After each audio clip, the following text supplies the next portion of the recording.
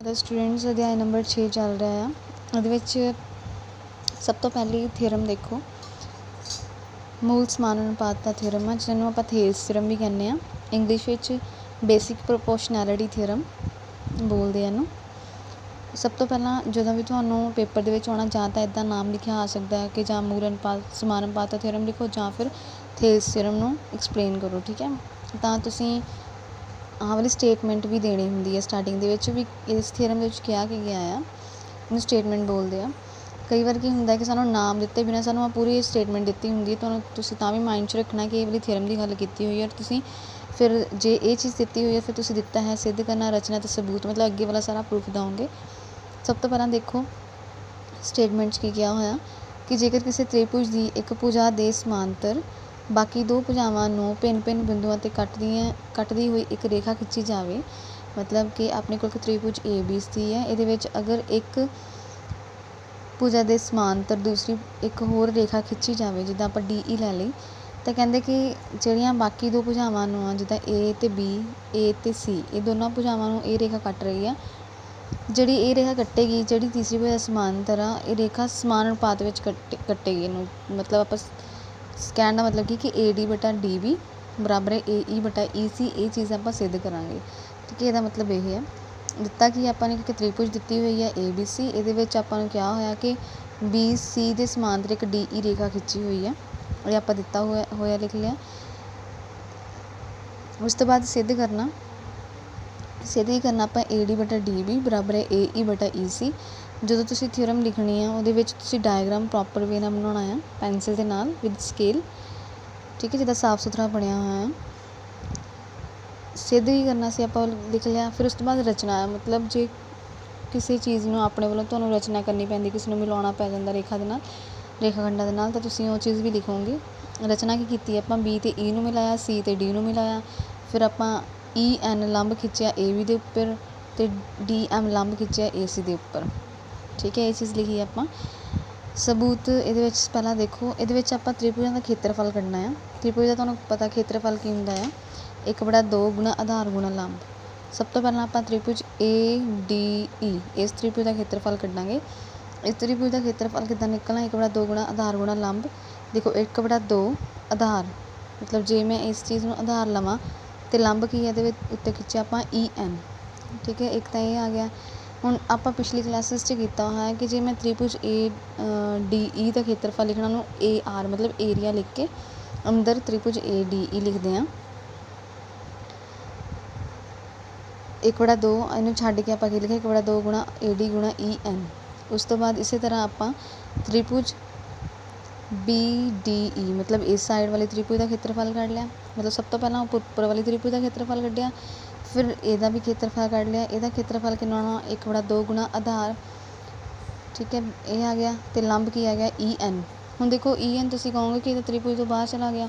हुण जे कोई त्रिभुज आ, ठीक है, वह मैं देखना जिदा मेरे को यदा लंब है, ठीक है, आधार ए बी सी ले लिया तो आधार बी सी आ गया, मतलब जो मैं यदा खेत्रफल करना तो यदा लंब कितना ए डी।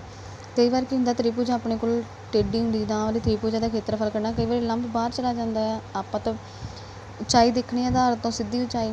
ठीक है, इस करके अपने को जो लंब है वो बाहर हो सकता त्रिभुज के उत्तों। की आ गया लंब की है ई एन, इसका मतलब बी डी ई का खेत्रफल कितना है, 1/2 गुणा आधार गुणा लंब।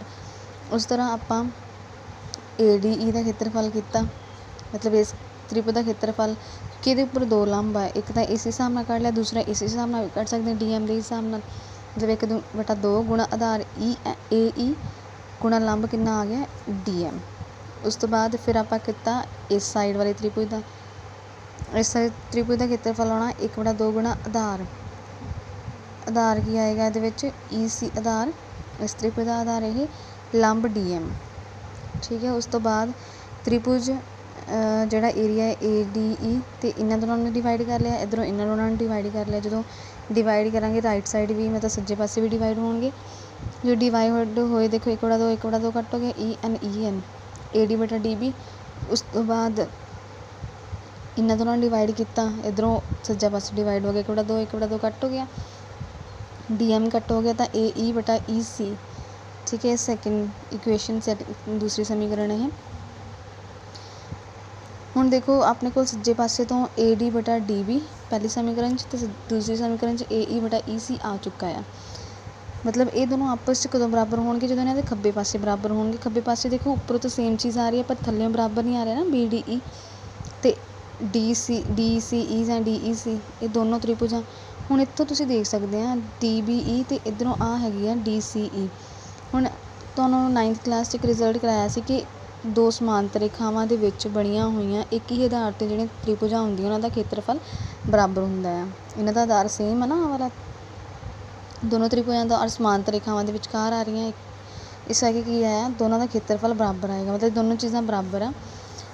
तो की आ गया देखो त्रिभुज बी डी ई और त्रिभुज डी ई सी एक ही आधार डी ई और समांतर रेखावां बी सी और डी ई के विचकार बने दो त्रिभुज हैं, इस करके दोनों बराबर आ गए। तीसरी समीकरण पहली दूसरी तीसरी समीकरण तो की आ गए जो सज्जे पासे आप लिखे सी, मतलब जो रिजल्ट से आपको मिल गया। ये थोड़े को इत्थे तक थ्योरम आ, ठीक है, बहुत इंपॉर्टेंट आ, हर साल आती है ये थ्योरम। ये होगी थ्योरम समरूपता थ्योरम तो पाइथागोरस थ्योरम, तीनों इस चैप्टर च आउणगियां, तीनों बहुत इंपॉर्टेंट आ। इन्हां विचों एक थ्योरम पक्का पेपर दे विच आएगी। अगे ये नाल इक्वेशनस देखो 6.2 एक्सरसाइज दे विचों दिते चित्र 1 ਅਤੇ 2 ਦੇ ਵਿੱਚ डी ई दोनों ਦੇ ਵਿੱਚ समांतर ਦਿੱਤੀ ਹੋਈਆਂ बी सी ਦੇ। ਪਹਿਲੇ ਦੇ ਵਿੱਚ ਕਹਿੰਦੇ ई सी पता करो, दूसरे ਦੇ ਵਿੱਚ ਤੁਸੀਂ ए डी पता करना है। सेम आही थ्योरम ਜਿਹੜੀ ਆਪਾਂ ਕਰਕੇ ਹਟੇ ਉਹ थ्योरम ਲਾਉਣੀ ਆ, क्योंकि समांतर कहता है मतलब ए डी बटा डी बी ए ई बटा ई सी ਜਿਹੜੇ ਮੁੱਲ ਪਤਾ ਤੁਸੀਂ ਇਹ ਉੱਥੋਂ ਆਨਸਰ ਕੱਢ ਸਕਦੇ ਆ। ਇਹਦੇ ਤੁਸੀਂ ਸੈਕਿੰਡ ਕੁਐਸਚਨ ਤੁਸੀਂ ਆਪ ਕਰੋਗੇ, ਇਹਦੇ ਵਿੱਚ ए डी ਦਾ ਆਨਸਰ ਕਰਨਾ, ਸੇਮ ਰਿਜ਼ਲਟ ਯੂਜ਼ ਕਰਕੇ।